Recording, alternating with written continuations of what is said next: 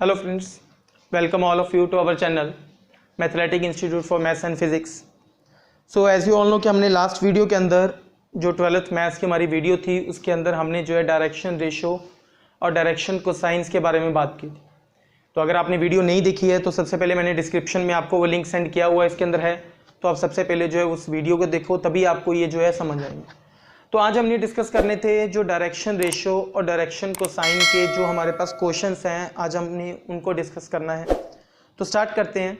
जो हमारा first question है, मैं एक्सरसाइज में से ही पकड़ रहा हूँ आपकी बुक के क्वेश्चंस कुछ, ठीक है, तो उसके अंदर जो इंपॉर्टेंट पार्ट रहेगा वो भी हम डिस्कस करेंगे। तो स्टार्ट करते हैं। फर्स्ट क्वेश्चन है जैसे कहता a line makes angle of 90 degree 60 degree and 30 degree with the coordinate axis, find its direction cosines। कहता कोई लाइन है,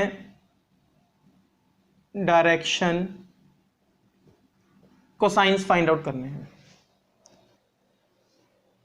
ठीक है। तो कहता कोई लाइन है, वो एंगल बना रही है कोऑर्डिनेट एक्सिस मतलब एक्स एक्सिस के साथ 90, वाई के साथ 60 एंड जेड के साथ 30। तो डायरेक्शन कोसाइन में हमने पढ़ा था कि डायरेक्शन कोसाइन में कि अगर एंगल्स गिवन हो तो डायरेक्शन कोसाइन को हम रिप्रेजेंट करते हैं L equal to cos alpha, M equal to cos beta and N equal to cos gamma if angles are given. तो देखो मेरे पास तीनों एंगल्स गिवन है, तो वैल्यू पुट कर देते हैं। So it will become cos 90, this is cos 60, cos 30, cos 90 is 0, cos 60 1/2 and cos 60 is √3/2। Further मैंने आपको बोला था कि अगर हमें चेक करने हैं कि these L, M and N कि अगर ये मेरे पास ठीक है या गलत है, आप ये भी वेरीफाई कर सकते हो। तो उसके लिए मैंने आपको रिजल्ट बताया था, वो क्या था कि L² plus M² plus N² always equal to 1 होता है। तो आप चेक भी कर सकते हैं इससे कि जो आपने क्वेश्चन किया वो ठीक किया या नहीं किया, वैल्यू जो है सही फाइंड आउट की है या नहीं की।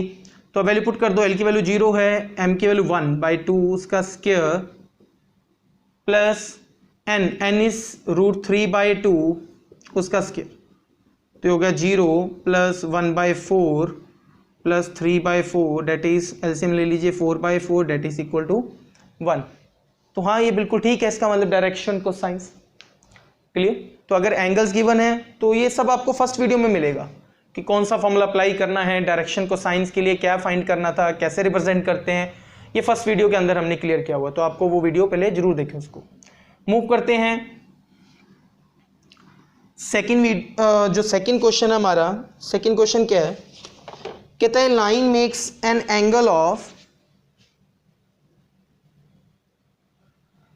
ए line makes an angle of 45 degree या π/4 गिवन है with each of y and z axis, find the angle made by it with x axis। कहता और y और z में वो जो एंगल फॉर्म कर रहा है वो 45 डिग्री या π/4 है।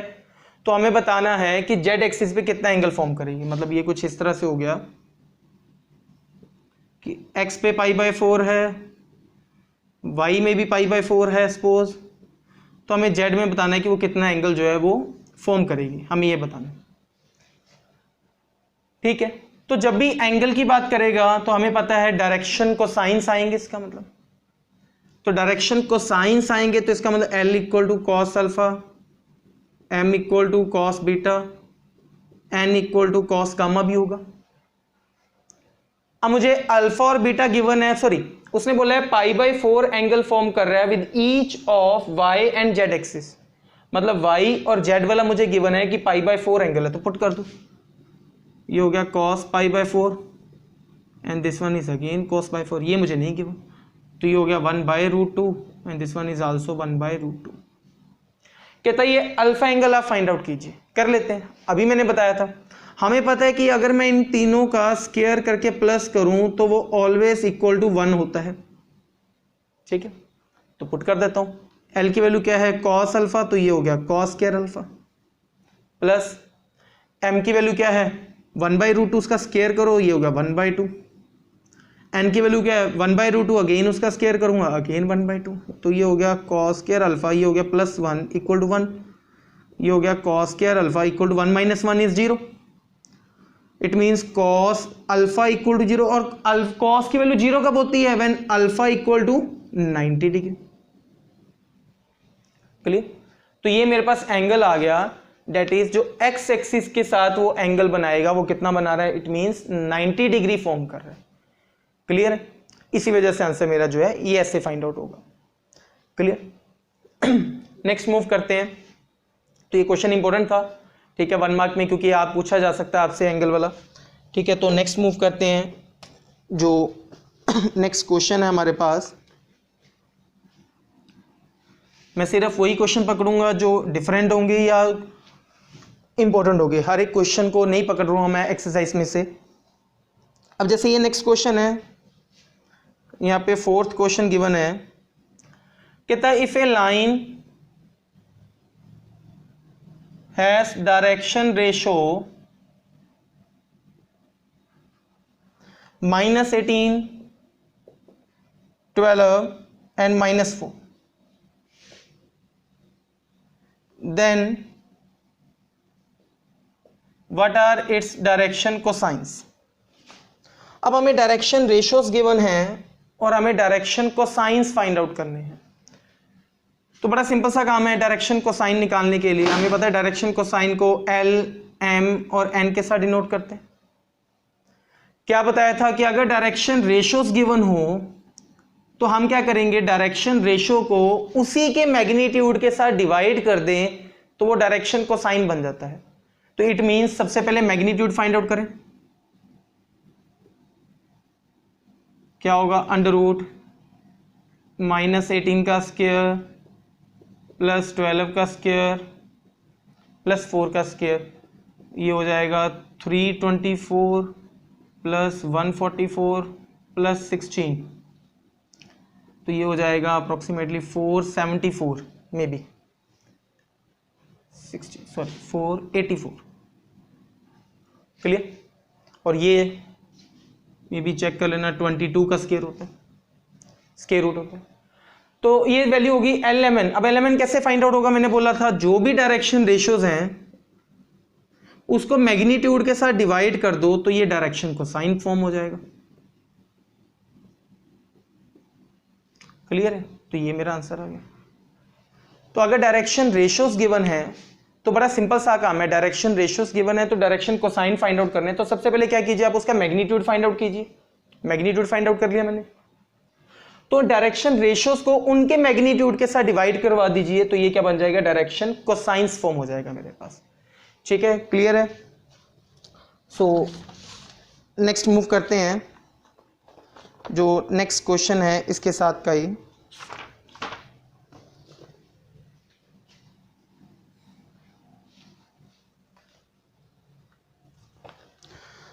सो नेक्स्ट क्वेश्चन है जैसे इसका थर्ड पार्ट ही है, again find the direction cosines.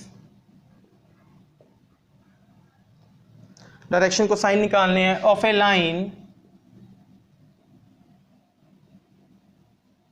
Passing through 1 0 0 and 0 1 1। अब अगेन हमें क्या बोल रहा है कि तक डायरेक्शन कोसाइंस फाइंड आउट कीजिए। हमें जो है डायरेक्शन कोसाइंस फाइंड आउट करना है और जो लाइन है वो इन 2 पॉइंट से जो है पास कर रही है। तो अगर आपने फर्स्ट वीडियो में देखा है तो हमें पता है कि डायरेक्शन कोसाइन को फाइंड करने के सिर्फ 2 ही वेज है हमारे पास। Number 1, when the angle is given,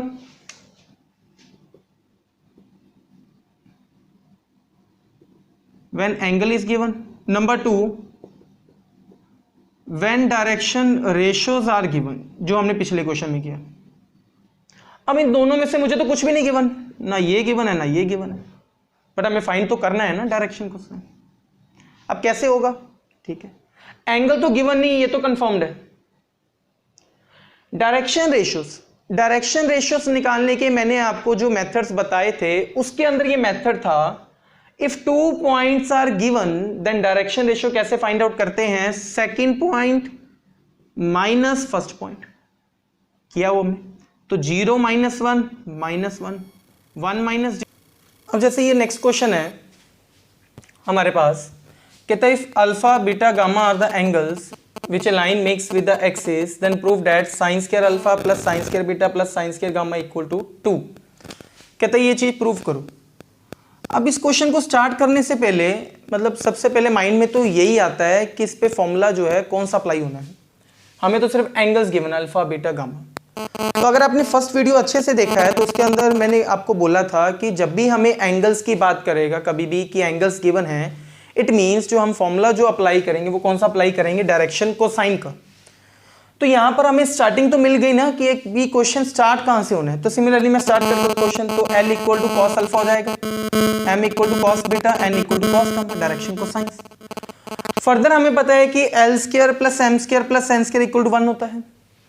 ठीक, तो मैंने वैल्यू पुट कर दी, ये बन गया cos square alpha plus cos square beta plus cos square gamma equal to 1।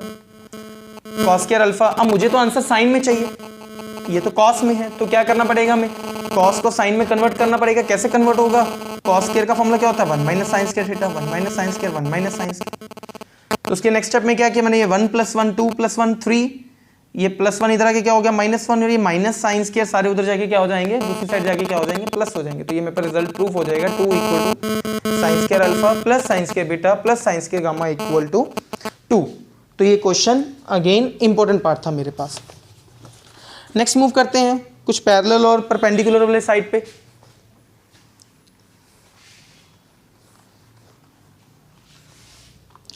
अब जैसे ये क्वेश्चन है, कहता find the value of x and y, question number है ये 8।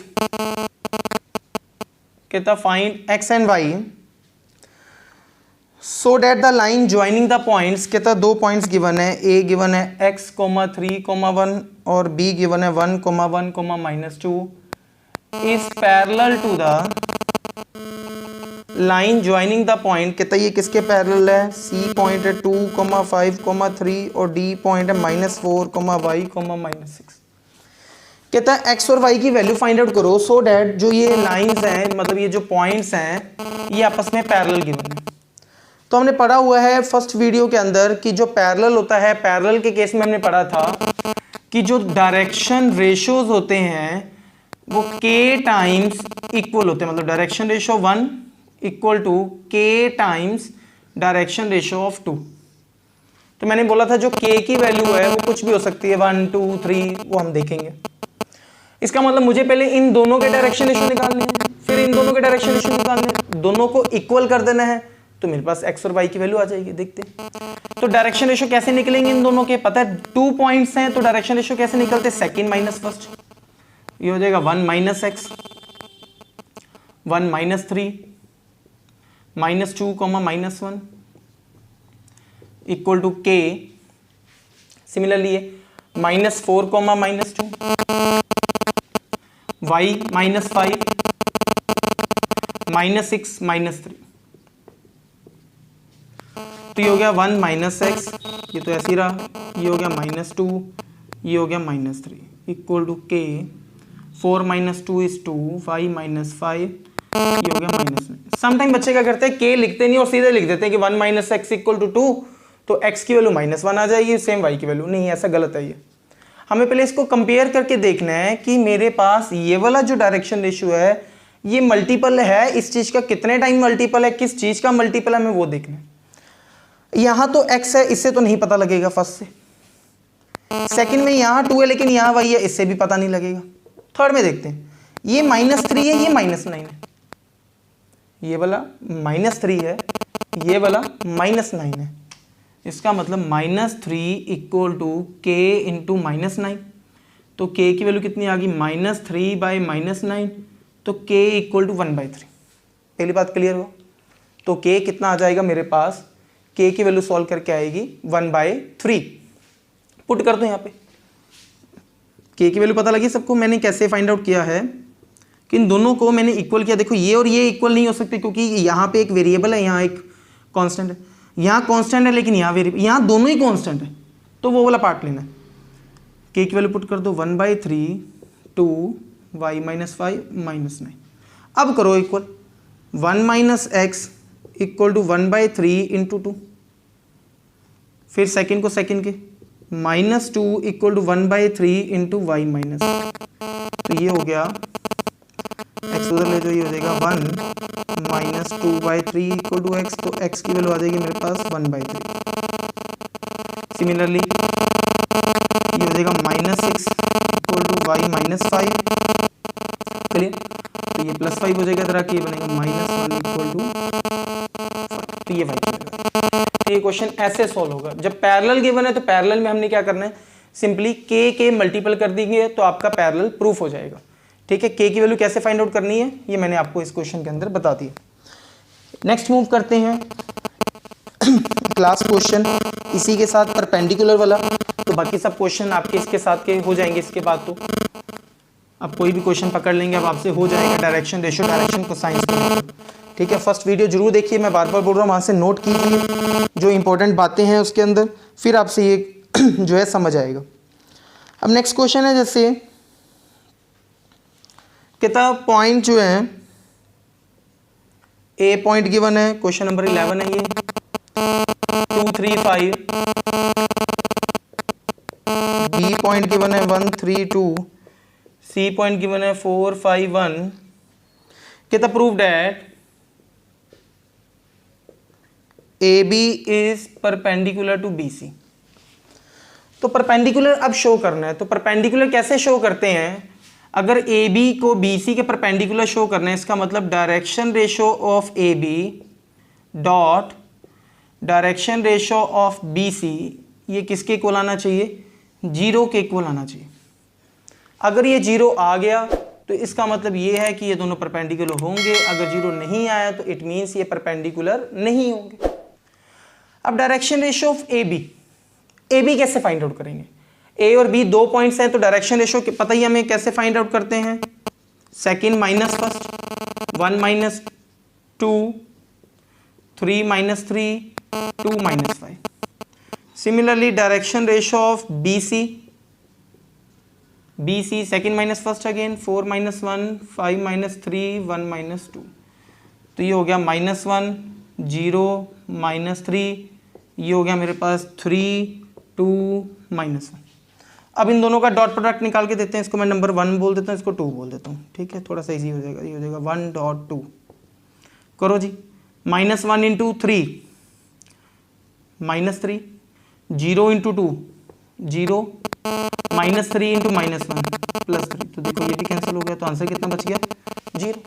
तो मैंने यही बोला था कि अगर दोनों के डायरेक्शन रेशियो का डॉट प्रोडक्ट 0 आ गया, इट मींस वो दोनों लाइंस क्या होंगी या दोनों पॉइंट्स क्या होंगे जो गिवन है वो क्या होंगे, परपेंडिकुलर होंगे। क्लियर है? सो आज की वीडियो के अंदर इतना ही। आप इन क्वेश्चंस को नोट जरूर करेंगे, कॉपी के ऊपर कर लीजिए। ठीक है, अब इसके साथ के कोई भी क्वेश्चन आएगा आपको पैरेलल में, परपेंडिकुलर में, ये जो लास्ट वाले 2 क्वेश्चंस किए पैरेलल और परपेंडिकुलर, ये आगे हर जगह काम आएगा आपको। क्लियर है? तो इसके साथ के जितने भी क्वेश्चंस हैं वो आप सॉल्व कर सकते हैं अपने आप से। ठीक है, so thank you so much. तो नेक्स्ट वीडियो के अंदर अब हम इक्वेशन ऑफ लाइन स्टार्ट करेंगे। Thank you so much students.